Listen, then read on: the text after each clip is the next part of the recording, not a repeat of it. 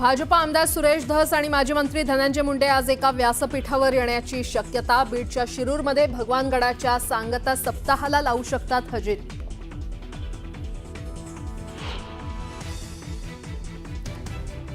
उपमुख्यमंत्री अजित पवारांचा कर्जत जामखेड दौरा. रोहित पवारांच्या नावानं लागलेल्या स्वागताच्या बॅनरनं चर्चेला उधाण.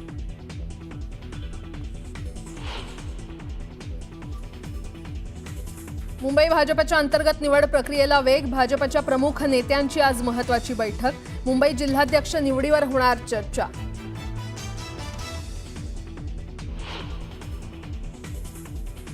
या ढोंगावरती मी लाथ मारलेली. मी भाजपला सोडला, मी हिंदुत्व नाही सोडलं. मी हिंदुत्व मेलो तरी सोडू शकत नाही. मी हिंदुत्व सोडल्याचा भाजपकडून अपप्रचार. नाशिकच्या शिबिरातून उद्धव ठाकरेंचा घणाघात.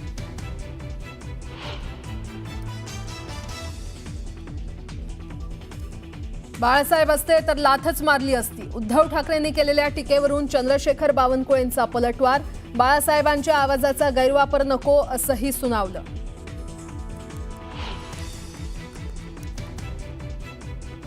गोंदियात महापुरुषांचा अवमान केल्याच्या कारणावरून काही काळ तणाव. पोलिसांनी व्यापाऱ्याला घेतलं ताब्यात.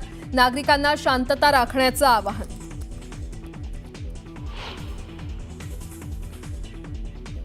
सिंधुदुर्गातील राजकोट किल्ल्यावरील शिवरायांच्या पुतळ्याचं काम अंतिम टप्प्यात. 1 मे रोजी पुतळ्याचं अनावरण करण्याच्या दृष्टीनं कामाला वेग.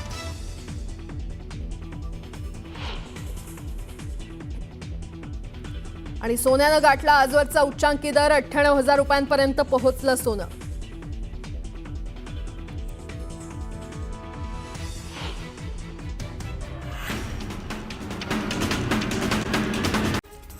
सीडीएसईओनं 35 फिक्स डोस कॉम्बिनेशन औषधांचं उत्पादन, विक्री आणि वितरणावरती बंदी घातली आहे. वेदनाशामक, पोषणासंबंधी पूरक आहार आणि मधुमेहरोधी औषधांचा यात समावेश आहे, ज्याच्या बंदीबाबत सर्व राज्य आणि केंद्रशासित प्रदेशांच्या औषधी नियंत्रकांना निर्देश देण्यात आले. देशात सुमारे 5% लोक हृदयाच्या अनियमित ठोक्यांच्या गंभीर आजार अरिथमियानं ग्रस्त आहेत. विविध वैद्यकीय अहवालानुसार यातील 11% पुरुष आणि 9% महिलांचा मृत्यू या आजारामुळे होतो. त्यावरती जयपूरमध्ये इन्साइट एक्स या अत्याधुनिक तंत्रज्ञानाच्या मदतीनं उत्तम उपचार करणं शक्य होणार आहे. कोणत्याही रेडिएशनशिवाय हृदयाचं 3D मॅपिंग होणार आहे. ऑनलाईन ॲपच्या माध्यमातून अवैधरित्या बेटिंग करत हजारो कोटी रुपयांचा घोटाळा करणाऱ्या महादेव ॲप्स कंपनीशी संबंधित 15 ठिकाणी ईडीनं छापेमारी केली. मुंबई, दिल्ली, चंदीगड, अहमदाबाद, इंदोर, जयपूर, चेन्नई आणि ओडिशामध्ये छापेमारी करण्यात आली. लांब पल्ल्याच्या एसटी बस प्रवाशांच्या खाण्यापिण्यासाठी महामार्गावरती ठराविक ठिकाणाच्या हॉटेलांमध्ये थांबे घेतात. मात्र तिथले खाद्यपदार्थ बऱ्याचदा निकृष्ट दर्जाचे आणि आवाच्या सवा किमतीचे असल्याचं आढळून आलंय. अशा हॉटेल थांब्यावरची सेवा चांगली नसल्यास ते थांबेच रद्द करा असे निर्देश परिवहन मंत्री प्रताप सरनाईक यांनी दिलेत. मुख्यमंत्री देवेंद्र फडणवीस यांनी आणखी एक मोठी घोषणा केली. केंद्र सरकार शेतकऱ्यांना 6,000 रुपये देत असून राज्य सरकार सुद्धा आता 6,000 रुपये देणार असल्याचं मुख्यमंत्री म्हणाले. विदर्भातील अन्यायग्रस्त शेतकऱ्यांना न्याय मिळवून देण्यात यश आलंय, याचा मला खूप आनंद आहे असंही ते म्हणाले.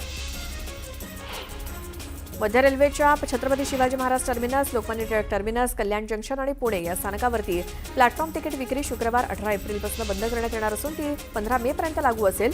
उन्हाळी सुट्ट्यांच्या पार्श्वभूमीवर ही बंदी घालण्यात आली आहे. नाशिक मुंबई लोकल रेल्वे सेवा सुरू करावी याबाबतची मागणी नाशिककरांकडून मागील काही वर्षांपासून सातत्यानं केली जाते. मात्र कसारा घाटातील बोगद्याचा अडसर असल्यामुळे ही मागणी अद्यापपर्यंत पूर्ण होऊ शकली नाही. दरम्यान कसारा घाट ते मनमाड रेल्वे मार्ग अशा 140 किलोमीटर समांतर रेल्वे ट्रॅक टाकला जाणार असल्यामुळे आणि बोगद्याचा डायमीटर वाढवला जाणार असल्यामुळे नाशिक मुंबई लोकल सेवा लवकरच धावण्याची शक्यता निर्माण झाली आहे. वेगानं विकसित होणारी आर्थिक केंद्र आणि आगामी नवी मुंबई आंतरराष्ट्रीय विमानतळ यामुळे सार्वजनिक वाहतुकीची वाढणारी मागणी लक्षात घेऊन सिडकोनं अतिरिक्त मेट्रो मार्ग विकसित करण्याचा निर्णय घेतलाय. याचाच एक भाग म्हणून नवी मुंबई आंतरराष्ट्रीय विमानतळ आणि छत्रपती शिवाजी महाराज आंतरराष्ट्रीय विमानतळ मुंबई मेट्रो मार्गाद्वारे जोडण्याची महत्त्वाकांक्षी योजना पुढील काळात साकारण्यात येणार आहे. सोन्याचे भाव सध्या गगनाला भिडलेत. सोन्याचा भाव लाखाच्या घरात गेल्या 1 लाख रुपयांना साधारण 2,000 रुपये कमी म्हणजेच 98,000 रुपये तोळ्यापर्यंत सोनं पोहोचलंय. लग्नसराईच्या पूर्वी सोन्यानं आजवरचा उच्चांक गाठलाय. महागड्या औषधांना पर्याय म्हणून जनऔषधांकडे पाहिलं जातं. ही औषधं आता नागरिकांना घरपोच मिळणार आहेत. नागरिकांनी मागणी नोंदवल्यानंतर दवाई इंडियाच्या ई-कॉमर्स सेवेद्वारे 60 मिनिटात ही औषधं नागरिकांपर्यंत पोहोचवली जाणार आहेत. निवडणूक कामकाजासाठी बोलावलेल्या मुंबईतील अतिरिक्त शिक्षकांना उन्हाळी सुट्टी मिळण्याचा मार्ग अखेर मोकळा झालाय. याबाबत उपजिल्हा निवडणूक अधिकारी तेजस चमेळ यांनी 15 एप्रिल रोजी कार्यवाही करण्याचं पत्र संबंधित मतदार नोंदणी अधिकाऱ्यांना पाठवलंय.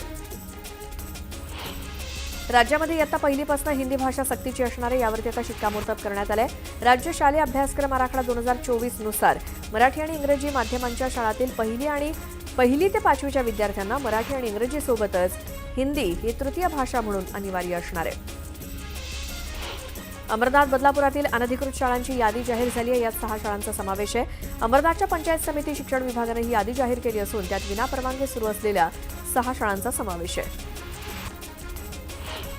राज्यातील शाळांमध्ये राष्ट्रीय शैक्षणिक धोरण 2020 नुसार शैक्षणिक वर्ष 2025-26 पासून इयत्ता पहिलीपासून नव्या अभ्यासक्रमाची अंमलबजावणी करण्यात येणार आहे. त्याशिवाय राज्य अभ्यासक्रम आराखड्यात सुचवल्यानुसार दैनिक, साप्ताहिक, वार्षिक वेळापत्रकानुसार इयत्तानिहाय, विषयनिहाय निश्चित केलेल्या तासिकांची संख्या कालावधीनुसार राज्यातील सर्व शाळांमध्ये अंमलबजावणी करण्याचे निर्देश देण्यात आले आहेत. त्यामुळे नव्या अभ्यासक्रमासह शाळांचे वार्षिक वेळापत्रक सुद्धा बदलण्याची शक्यता आहे. राज्यातील शालेय स्तरावरील समित्यांची संख्या कमी करण्यात आली आहे. शाळांमध्ये आता 4 समित्या असणार आहेत. शाळा स्तरावरील 12 समित्यांचे शालेय व्यवस्थापन समिती, विद्यार्थी सुविधा आणि भौतिक विकसन समितीमध्ये विलीनीकरण करण्यात आले. त्यामुळे शिक्षकांचा या कामकाजात जाणारा वेळ वाचणार आहे. यंदा ऊसाचा गळीत हंगाम समाप्त झाला. या हंगामात एकूण 200 कारखाने सुरू झाले होते. त्यापैकी 199 कारखान्यांची धुराडी बंद झाली आहे. राज्यात एकमेव पुणे जिल्ह्यातील विघ्नहर सहकारी साखर कारखाना सुरू आहे. तोही 8 दिवसात बंद होईल. दरम्यान बुधवार अखेर 80 लाख टन निव्वळ साखर उत्पादन झालंय. नागपूरमध्ये आता पारा थेट 44 अंशांपर्यंत गेलाय. मात्र अशातच आता अवकाळी पावसाची शक्यता हवामान विभागाकडून वर्तवण्यात आली आहे. नागपूरसह संपूर्ण विदर्भात पुढील काही दिवसात अवकाळी पावसाची शक्यता वर्तवण्यात आली आहे. राज्यात उष्णता आणि उकाड्याचा कहर वाढलाय. बुधवारी राज्यात सर्वाधिक तापमानाची नोंद अकोला इथे 43.7 अंश सेल्सिअस इतकी झाली. त्या खालोखाल पुण्यातील लोहगाव इथे 43 अंश सेल्सिअस तापमानाची नोंद झाली. सोलापूर मनपा आयुक्त सचिन ओंबासे यांनी सोलापूरच्या विविध विकास कामांची पाहणी करत आढावा घेतला. शहरातील रोड, ड्रेनेज, पाणीपुरवठा तसेच इतर व्यवस्थांची त्यांनी पाहणी केली. पाहणीनंतर त्यांनी अधिकाऱ्यांना सूचना केल्या आहेत. विविध मूलभूत सुविधांच्या मागणीसाठी नागरिकांनी प्रशासनाविरोधात भजन आंदोलन केलं. ग्रामस्थांनी भक्तिमार्गाचा अवलंब करत लाक्षणिक उपोषण केलं. लोणावळा नगर परिषदेच्या वतीनं इंद्रायणी नदीपात्रात जलपर्णी काढण्याच्या कामाला सुरुवात झाली. नदीपात्रात मोठ्या प्रमाणात जलपर्णी पसरली होती. वारंवार तक्रार केल्यानंतर इंद्रायणीतील जलपर्णी काढायला सुरुवात झाली आहे. सोलापूर कृषी उत्पन्न बाजार समितीची निवडणूक 27 एप्रिलला होणार आहे. या निवडणुकीत 18 जागांसाठी 70 उमेदवार मैदानात असणार आहेत. भाजप आमदार सचिन कल्याण शेट्टी आणि भाजप आमदार सुभाष देशमुख यांच्यात या निवडणुकीत थेट सामना रंगणार आहे. नागपुरातील शिक्षक घोटाळा प्रकरण विभागीय पोलिसात तक्रार करण्यात आली आहे. पासवर्ड चोरून दुसऱ्यानं गैरवापर करून शालार्थ आयडी तयार केल्याचा आरोप शिक्षण विभागीय उपसंचालक उल्हास नरड यांनी केलाय. नरड याला अटक होण्यापूर्वीच ही तक्रार झाल्याचं समोर आल्यामुळे या प्रकरणाला वेगळं वळण मिळालंय. वाशिम बाजार समितीत सोयाबीनच्या दरात सुधारणा झाली आहे. सोयाबीनला उच्चांकी 4,750 रुपये प्रति क्विंटल इतका दर मिळालाय. मागील वर्षभरातला हा सर्वाधिक दर आहे. धाराशिवमध्ये पहिल्या आणि दुसऱ्या टप्प्यात होणाऱ्या 629 ग्रामपंचायतीच्या सरपंच पदाच्या आरक्षणाची सोडत काढण्यात आली. मात्र प्रमुख गावांमध्ये आरक्षणामुळे मातब्बरांना फटका बसणार आहे. गेल्या अनेक दिवसांपासून सरपंच पदाचं स्वप्न पाहणाऱ्या काही गाव पुढाऱ्यांना पद आरक्षित झाल्यामुळे धक्का बसलाय. 2023 मध्ये महापुराला कर्नाटकातील काही बांधकामं कारणीभूत असल्याचा अंतरिम अहवाल दिलाय. पण मुदत संपूनही अजून अंतिम अहवाल दिलेला नाही. अलमट्टी धरणाची उंची आणखी 5 मीटरनं वाढल्यास कोल्हापूर सांगली जिल्ह्यातील महापुराची स्थिती काय असेल याचा फेर आढावा घेऊन रुडकी समिती आपला अंतिम अहवाल लवकरच सादर करेल. मात्र त्याचवेळी सद्यस्थितीत कर्नाटकातील अलमट्टी आणि हिप्परगी धरणातील बॅकवॉटर महापुराला कारणीभूत ठरते अशी प्रत्यक्ष अप्रत्यक्ष कबुली देखील या समितीच्या सदस्यांनी दिली. गोंदियात सिमेंटच्या दुकानात महापुरुषांचे फोटो असलेली टाईल्स जमिनीवरती लावण्याची घटना घडली आहे. यानंतर काही तरुणांनी त्या व्यापाऱ्याला बेदम मारहाण केली. तर पोलिसांनी टाईल्स व्यापाऱ्याला ताब्यात घेतलाय. कोणताही अनुचित प्रकार घडू नये म्हणून पोलिसांनी जयस्तंभ चौकात कडेकोट बंदोबस्त ठेवलाय. सांगलीतील मिरज पूर्व, कवठे महागाव, तासगाव पूर्व तसेच जत तालुक्यात दुष्काळाची झळ बसू लागली आहे. जत तालुक्यात करेवाडी, अंकलगी, सिंदूर, बसरगी या 4 गावांना आणि त्याखालोखाल 30 वाड्या वस्त्यांना टँकरनं पाणी पुरवठा करण्यात येतोय. एकूण 17 गावांमध्ये पाणी टंचाई निर्माण झाली आहे. 17 गावांचा टँकर मागणीचा प्रस्ताव प्रशासनाकडे देण्यात आलाय. जळगावच्या नशिराबाद नगरपंचायतीच्या वतीनं सुनसगाव रोडवरच्या स्मशानभूमी सुशोभीकरणासाठी लाखो रुपयांचा निधी गेल्या काही महिन्यांपूर्वीच खर्च करण्यात आला. मात्र रात्री अंत्यविधी करण्यासाठी गेलेल्या नागरिकांना एकाही विद्युत खांबावरती लाईट सुरू नसल्यामुळे संताप झाला. यावेळी नागरिकांनी मोबाईलचा टॉर्च लावून अंत्यविधी पार पडला. या गैरसोयीमुळे नागरिकांनी संताप व्यक्त केला. सोयाबीनच्या दरात 800 रुपये प्रति क्विंटलला वाढ झाली. 3800 रुपये प्रति क्विंटलपर्यंत खाली गेलेले दर आता 4400 ते 4600 रुपयांपर्यंत वाढलेत. बहुतांश शेतकऱ्यांना किमान 5,000च्या वर दर जाण्याची अपेक्षा आहे. त्याचा परिणाम अजूनही शेतकऱ्यांच्या घरात सोयाबीन पडून आहे. राज्यात बहुतेक भागात पारा 40 अंशांवरती गेल्यामुळे तप्त झाडांमुळे फळं, भाजीपाला आणि नव्यानं लागवड झालेल्या रोपांची होरपळ सुरू आहे. केळी, स्ट्रॉबेरी, पपई, डाळिंब, कलिंगड, काकडीसह पालेभाज्या उन्हामुळे करपतायत. उन्हाळी पावसानं दिलासा न दिल्यास मोठ्या नुकसानीची भीती शेतकऱ्यांनी व्यक्त केली आहे. छत्रपती संभाजीनगर तालुक्यातील औरंगपूर इथे बायको नांदायला सोबत येत नसल्यामुळे रागाच्या भरात सासऱ्याच्या छातीमध्ये चाकूचे वार करून हत्या केल्याची घटना घडली आहे. 2 वर्षांपासून दोघे नवरा बायको मोलमजुरी करून उदरनिर्वाह करत होते, परंतु आपल्या गावाकडे नांदायला जाऊ असं म्हणत वाद निर्माण झाला. तेव्हा सासरे मध्यस्थी करण्यासाठी गेले असता त्यांची हत्या करण्यात आली. नागपुरात घरासमोर खेळणाऱ्या लहान मुलीला भरधाव कारनं चिरडल्यामुळे अपघात झाला. मुलीला चिरडल्यानंतर ही कार विजेच्या खांबावरती जाऊन धडकली. यात 9 वर्षीय मुलीचा जागीच मृत्यू झाला. यानंतर कार चालकाला स्थानिकांनी पकडून बेदम चोप दिला. पालघर मनोर मार्गावरती वाघोबा घाटात भीषण अपघात झाला. गॅस सिलेंडरची वाहतूक करणाऱ्या भरधाव ट्रकनं कारला जोरदार धडक दिली. अपघातात कारमधील पती-पत्नी जखमी झालेत. एअरबॅग उघडल्यामुळे जीवितहानी टळली. कराड इथल्या तासवडे एमआयडीसीमध्ये बंदी असलेल्या प्लास्टिकच्या पिशव्या तयार करणाऱ्या कंपनीत प्रदूषण नियंत्रण मंडळानं छापा टाकला. या ठिकाणी नियमांचं उल्लंघन करून प्लास्टिकच्या पिशव्या बनवल्या जात होत्या. या छाप्यात सुमारे 4 टन प्लास्टिक पिशव्या जप्त करण्यात आल्या.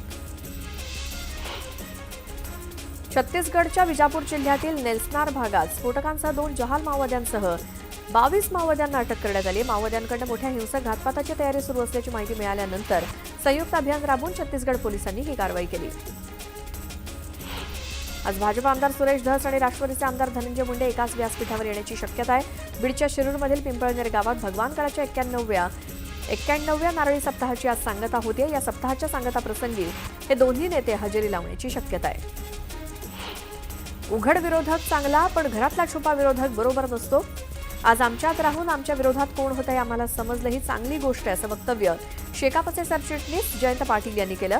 जयंत पाटील यांचे बंधू माजी आमदार पंडित पाटील यांच्या भाजप प्रवेशावरती त्यांनी हे वक्तव्य केलं. उपमुख्यमंत्री एकनाथ शिंदे यांच्यावरती केलेल्या कथित आक्षेपार्ह टिप्पणीबद्दल दाखल केलेला गुन्हा रद्द करण्यात यावा, यासाठी कामरा यानं दाखल केलेल्या याचिकेवरील निकाल उच्च न्यायालयानं दिलेला आहे. निकाल जाहीर करेपर्यंत कामराला अटक करू नये असे आदेश न्यायालयानं दिले.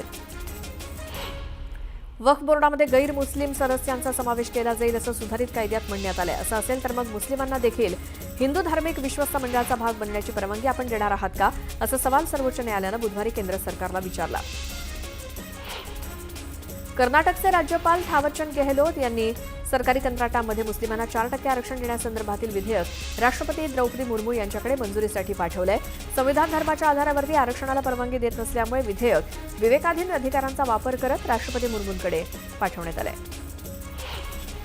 बीड जिल्हा कारागृहात कैद्यांमध्ये काही दिवसांपूर्वी राडा झाला होता. त्यामुळे जिल्हा कारागृहात नव्यानं 2 तुरुंग अधिकाऱ्यांच्या नेमणुका केल्या. मात्र अवघ्या 8 दिवसातच कारागृह अधीक्षक पदाचा पदभार घेतलेले धनसिंग कवाळे यांची पुन्हा पैठणमध्ये बदली करण्यात आली. कराडला जेलमध्ये व्हीआयपी सुविधा दिल्याचा आरोप असलेल्या अधिकाऱ्यांकडे पुन्हा एकदा पदभार देण्यात आलाय. त्याचीच चर्चा सुरू आहे. शेतकऱ्यांसाठी आनंदाची बातमी. यंदा मॉन्सून जून ते सप्टेंबर या काळात सरासरीपेक्षा जास्त होण्याची शक्यता आहे. पावसाचं प्रमाण 105% असण्याचा अंदाज आहे. हवामान विभागानं मे 2025च्या शेवटच्या आठवड्यात मॉन्सून संबंधित अद्ययावत अंदाज येणार आहे असं सांगितलंय. डॉक्टर सुश्रुत घैसास यांना पुणे पोलिसांनी संरक्षण दिलंय. जीवाला धोका असल्याचं कारण देत डॉक्टर सुश्रुत यांनी सुरक्षेची मागणी केली होती. दरम्यान एका पोलीस हवालदाराची सुश्रुत यांच्या सुरक्षेसाठी नेमणूक करण्यात आली आहे. तनिषा भेसे मृत्यू प्रकरणामध्ये अनामत रक्कम मागितल्याचा आरोप डॉक्टर सुश्रुत घैसास यांच्यावरती आहे. स्टँडअप कॉमेडियन कुणाल कामराचा जबाब नोंदवण्यासाठी त्याच्या अटकेची गरज नाही. त्याचा जबाब तामिळनाडूमध्ये जाऊनही नोंदवू शकता अशा शब्दात मुंबई हायकोर्टानं पोलिसांना फटकारलंय. कामरा याच्या जीवाला धोका आहे, पण मग आपण त्याच्या सुरक्षेची काळजी घेणार का असा सवाल कोर्टानं केलाय. नागपूरच्या बनावट शिक्षक भरती प्रकरणातील आरोपींना न्यायालयीन कोठडी सुनावण्यात आली आहे. या प्रकरणातील 5ही आरोपींची न्यायालयीन कोठडीत रवानगी झाली आहे. माजी मंत्री प्राजक्त तनपुरेंनी आमरण उपोषण मागे घेतलंय. बाळासाहेब थोरात आणि अंबादास दानवेंची शिष्टाई यशस्वी झाली. महापुरुषांच्या पुतळ्याची विटंबना करणाऱ्यांचा लवकर तपास न लागल्यास आंदोलन उभं करण्याचा इशारा तनपुरेंनी दिला. नाशिकच्या काठेगल्ली परिसरात दगडफेक प्रकरणी संशयित आरोपींना 3 दिवसांची पोलीस कोठडी सुनावण्यात आली आहे. वैद्यकीय चाचणीनंतर संशयित आरोपींना कोर्टात दाखल करण्यात आलं. नाशिकमधल्या दगडफेकीच्या घटनेनंतर मुख्यमंत्री देवेंद्र फडणवीसांनी आढावा घेतला. अमरावती दौऱ्यादरम्यान मंत्री गिरीश महाजनांच्या उपस्थितीत हा आढावा घेण्यात आला. जखमी पोलीस अधिकारी आणि कर्मचाऱ्यांची फडणवीसांनी फोनवरून चौकशी केली. दरम्यान परिस्थिती नियंत्रणात असल्याची माहिती मंत्री गिरीश महाजन यांनी दिली. रखडलेल्या पोलीस भरतीचा मार्ग मोकळा झालाय. उद्या मुंबईमध्ये पोलीस भरतीच्या पूर्वतयारीसाठी महत्त्वाची बैठक पार पडणार आहे. प्रशिक्षण आणि खास पथकांचे अप्पर पोलीस महासंचालकांच्या अध्यक्षतेखाली व्हिडिओ कॉन्फरन्सिंगद्वारे बैठक पार पडणार आहे.